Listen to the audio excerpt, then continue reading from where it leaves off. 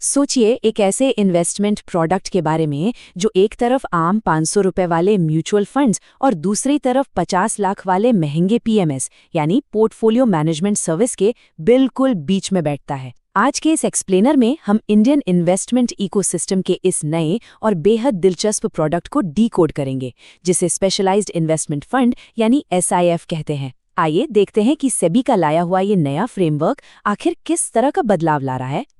अब सिर्फ आखिर कहाँ फिट बैठता है, इस बात को समझने के लिए पहले एक बहुत ही बेसिक सवाल का जवाब देना होगा। आखिर एक इजीली मिलने वाले रिटेल प्रोडक्ट और हाई नेटवर्थ इन्वेस्टर्स के एक्सक्लूसिव पोर्टफोलियो के बीच में क्या आता है? मार्केट में इस जगह पर एक बहुत बड़ा खालीपन था। आज का हमारा एजेंडा एकदम क्लियर है।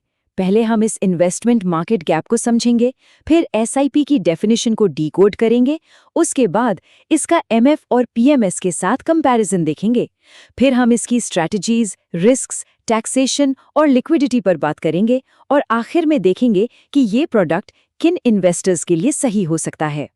तो चलिए पहले सेक्शन से शुरुआत करते हैं, द इन्वेस्टमेंट मार्केट गैप, यानी इस खाई को भरना। आखिर ऐसी क्या जरूरत आन पड़ी कि सेबी को एक बिल्कुल नया सोल्यूशन मार्केट में लाना पड़ा? इसे गाड़ियों के एक बहुत ही सिंपल एग्जाम्पल से समझते हैं। अगर एक ट्रेडिशनल म्यूचुअल फंड एक आम पब्लिक बस है जो एक तय रास्ते पर बिल्कुल सस्ते में चलती है और पीएमएस एक महंगी और प्राइवेट शॉफर्ड कार है, तो एसआईएफ को एक प्रीमियम ऑफ रोड शटल की तरह समझ लीजिए। ये बस की तरह एक पूल्ड इन्वेस्टमेंट तो है, लेकिन इसका टिकट थोड़ा प्रीमियम है और इसका डिजाइन थोड़े मुश्किल रास्तों पर चलने के लिए बनाया गया है। बाकी सब तो ठीक है, पर इस नए ब्रिज की जरूरत क्यों थी? बात दरअसल ये है कि इंडियन इन्वेस्टर्स अब पहले से कहीं ज्यादा स्मार्ट और सोफिस्टिकेटेड हो रहे हैं।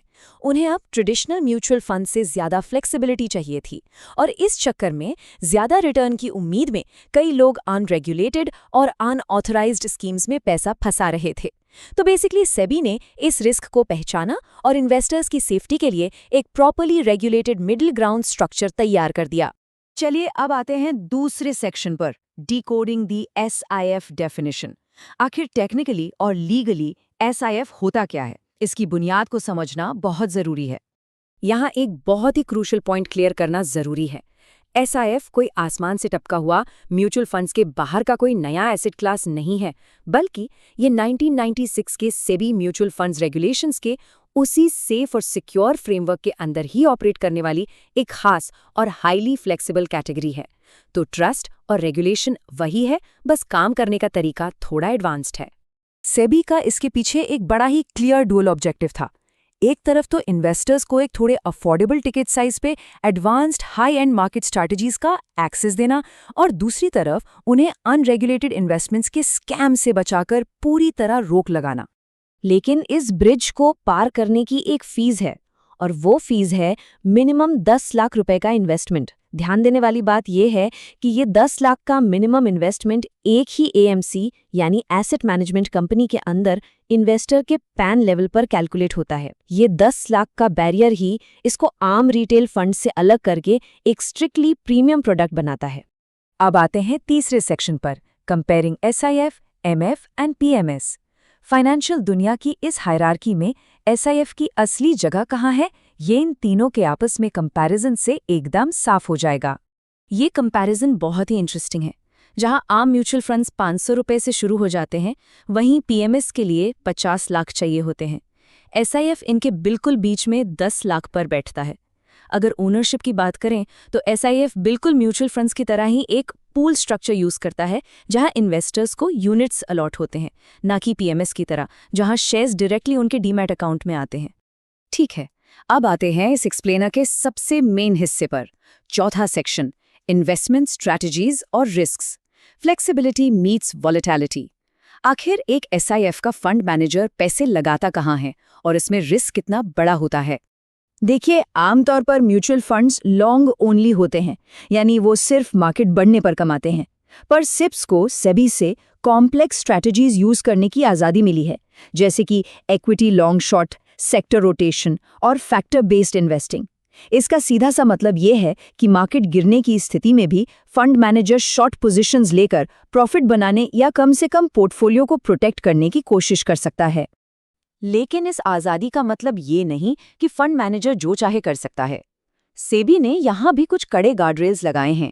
जैसे कि रिस्क को कंट्रोल करने के लिए ये रूल है कि सभी एसेट क्लासेस को मिलाकर टोटल क्यूमुलेटिव ग्रॉस एक्सपोजर कभी भी फंड के नेट एसेट्स के 100% से ज्यादा नहीं हो सकता।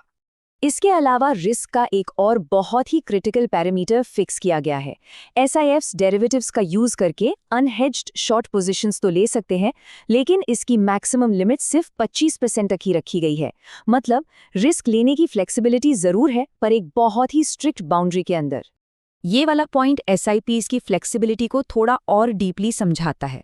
जहां रेगुलर म्यूचुअल फंड्स किसी एक सिंगल कंपनी के डेट या रीट्स में एक बहुत ही छोटी लिमिट तक इन्वेस्ट कर सकते हैं, वहीं एसआईपीज को सिंगल इशुअर में 20% तक का कॉन्सेंट्रेटेड एक्सपोजर लेने की छूट मिलती है।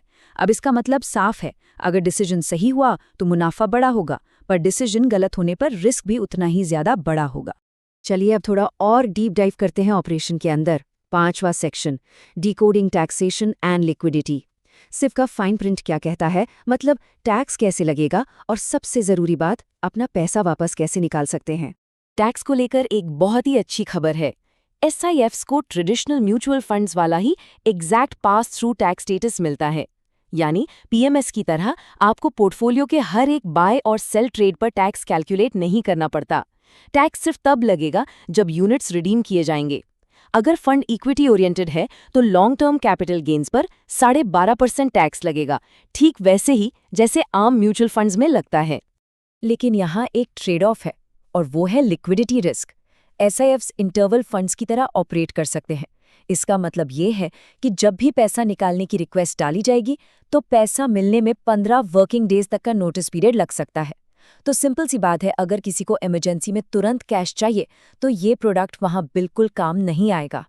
आखिर में आते हैं छोटे सेक्शन पर, हु शुड कंसिडर एसआईएफ्स।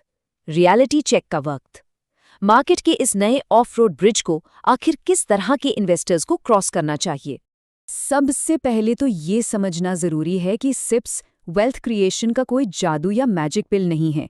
ये स्ट्रिक्टली उन सोफिस्टिकेटेड इन्वेस्टर्स के लिए बनाए गए हैं जिनके पास कम से कम 10 लाख का सरप्लस कैपिटल है। वो इन्वेस्टर्स जो डेरिवेटिव्स और फंड मैनेजर पर अपनी डिपेंडेंसी समझते हैं, जिन्हें मार्केट वॉलेटिलिटी का रिस्क उठाना आता है और जिनका इन्वेस्टमेंट का नजरिया कम से कम 3 से 5 साल का है। हर किसी के लिए ये फिट नहीं है। और हाँ, एक प्रैक्टिकल चैलेंज भी है। इन्वेस्टर्स को हर वक्त 10 लाख का वो मिनिमम इन्वेस्टमेंट थ्रेशोल्ड मेंटेन करके रखना होता है। अगर मार्केट थोड़ा गिरता है या थोड़े पैसे निकालने की वजह से बैलेंस 10 लाख से कम हो जाता है तो सेबी के रूल्स के हिसाब से इन्वेस्टर को शायद अपना पूरा पैसा निकालकर फंड से बाहर आना पड़ सकता है। ये एक बड़ा ऑपरेशनल हेडेक हो सकता है। तो इन सभी बातों को वेरीफाई करने के बाद सवाल यहीं आकर रुकता है, क्या किसी के पोर्टफोलियो को वाकई एक स्टैंडर्ड डेली चलने वाली रिलायबल पब्लिक बस की ज़रूरत है, या फिर उनकी रिस्क एपेटाइट इतनी ज़्यादा है कि वो एक प्रीमियम ऑफ रोड शटल का टिकट ले सके। इसका जवाब पूरी तरह से रिटर्न और उसके साथ आने वाले रिस्क के बैलेंस पर निर्भर करता है। इसलिए जानकारी बढ़ाते रहिए और सोच समझ कर इन्वेस्ट कीजिए।